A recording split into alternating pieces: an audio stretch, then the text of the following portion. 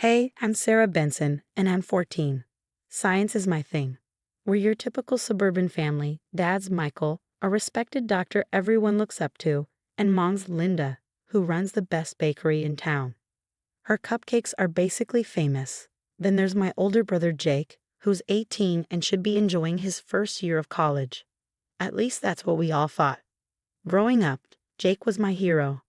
He taught me how to climb trees, ride my bike without training wheels, and even how to stand up to the mean girls at school. Our treehouse was our secret place. We'd spend hours up there talking about everything and nothing. It was our escape. But lately, something's changed with Jake. At first, I thought he was just dealing with college stress.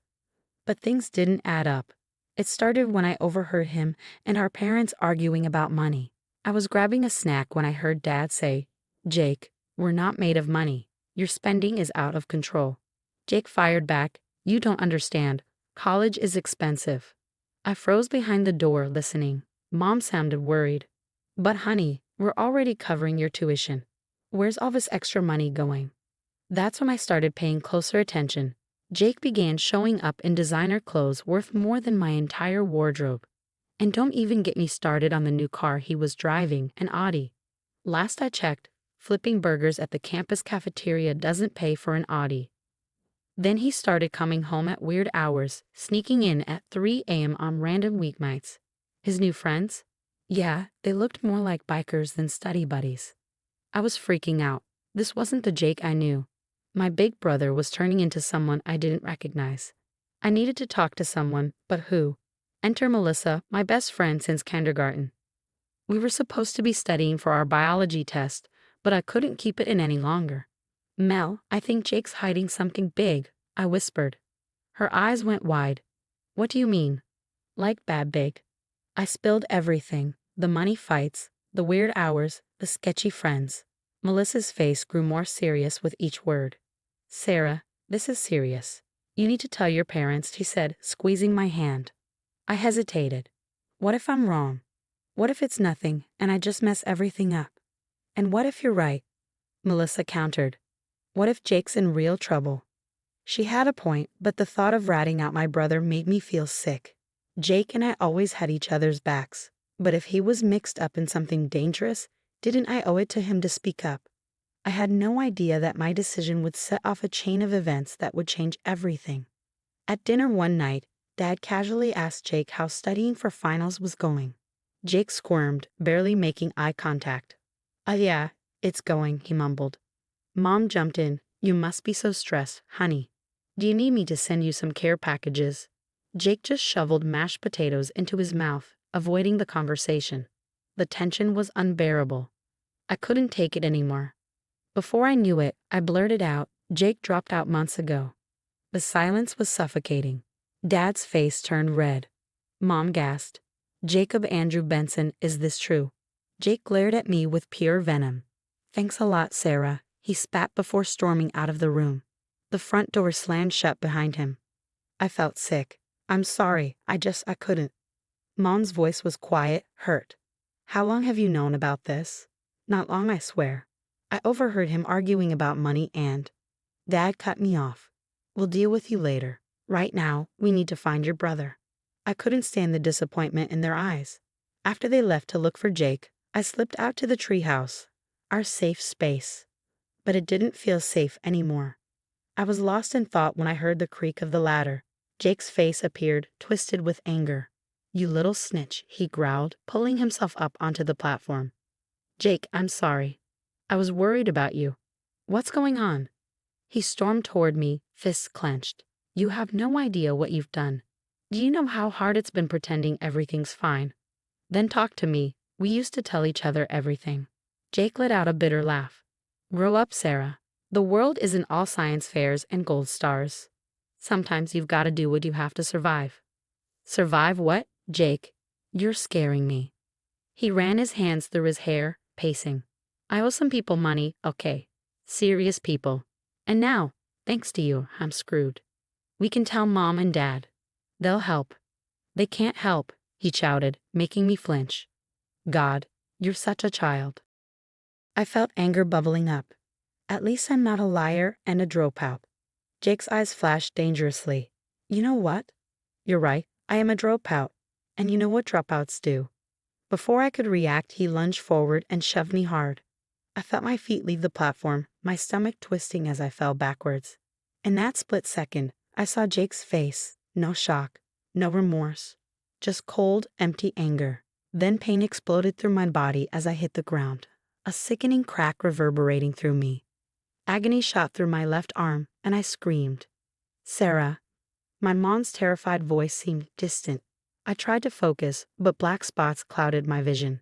The last thing I saw before darkness took over was Jake staring down from the treehouse, his expression unreadable. When I came to, I was in a moving vehicle, the wail of sirens piercing my foggy brain. Sarah, honey, can you hear me? My mom's tear-streaked face swam into view. Mom, I croaked. What? Jake.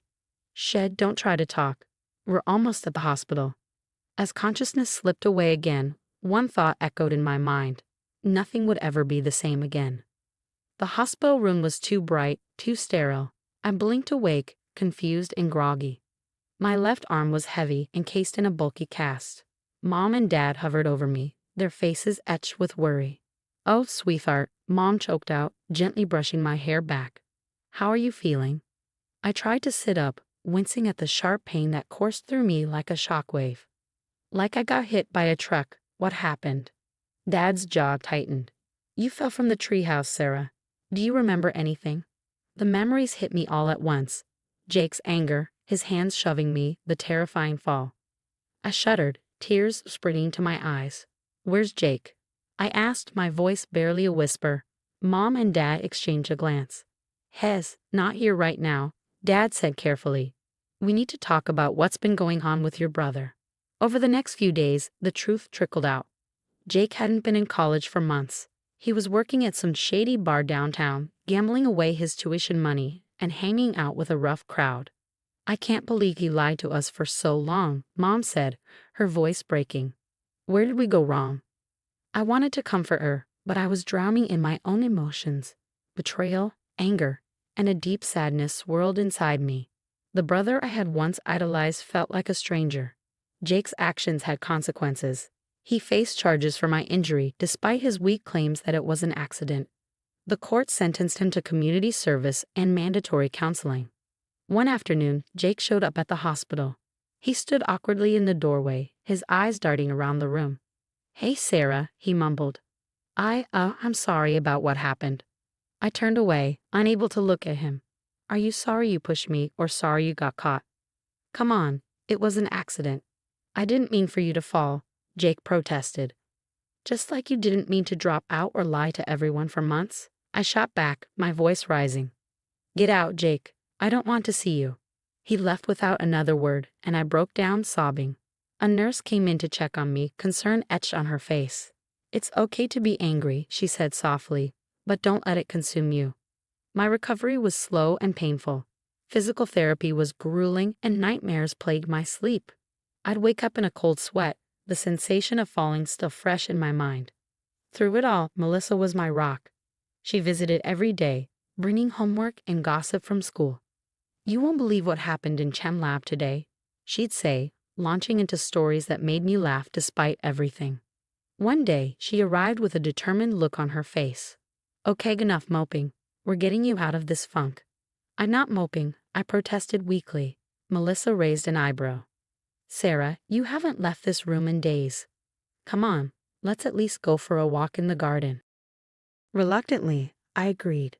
The fresh air worked wonders on my mood, and as we strolled through the garden, I found myself opening up to Melissa about my conflicted feelings toward Jake.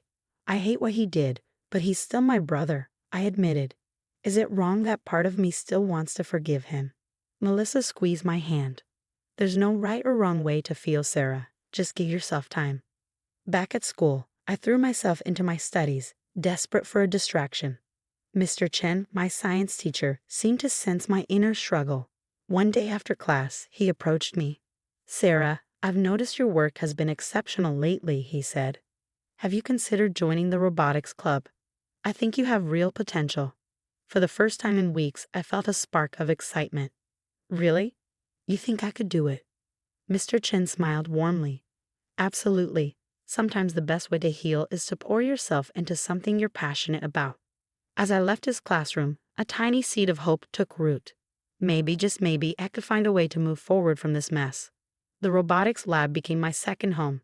I poured every ounce of frustration and pain into building machines, finding solace in circuits and code. Mr. Chen saw something in me I couldn't yet see in myself. Sarah, your designs are innovative. Have you considered the summer internship at Tech Future? I shrugged. I don't know, Mr. Chen. I'm not sure I'm ready. He gave me a stern look. You are more than ready. Don't let what happened hold you back. His faith in me was the push I needed. I applied and got in. Meanwhile, Jake's life was falling apart. I overheard Mom and Dad talking late one night. He's gambling again, Michael. The rehab didn't stick, Mom said, her voice filled with worry. Dad sighed heavily. I know, but we can't keep bailing him out. Jake's friends had abandoned him when the money ran out. One night, he showed up at our door, desperate. Sarah, please, he begged. I just need a little cash to get back on my feet. I stared at him, the brother I once idolized, now a shell of his former self. No, Jake, I can't help you destroy yourself. His face twisted in a sneer. Still the perfect little princess, huh? I slammed the door in his face. Years passed. I focused on my studies, earning a full scholarship to MIT. At my high school graduation, I delivered the valedictorian speech. Adversity doesn't define us. It's how we rise above it that matters. I spotted Jake in the back row, looking haggard and resentful. Fast forward to today, and I'm standing on a stage accepting an award for my work in prosthetic limb technology. Mom, Dad, and Melissa are cheering in the audience. Jake isn't here. He's serving time for fraud after a failed attempt to steal my first big paycheck. As I conclude my speech, I reflect on how far I've come.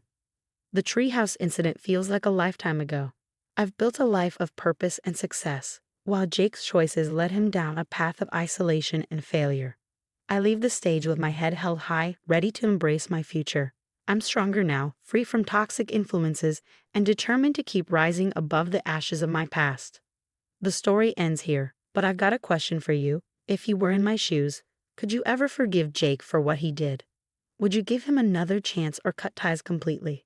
Drop your thoughts in the comments below.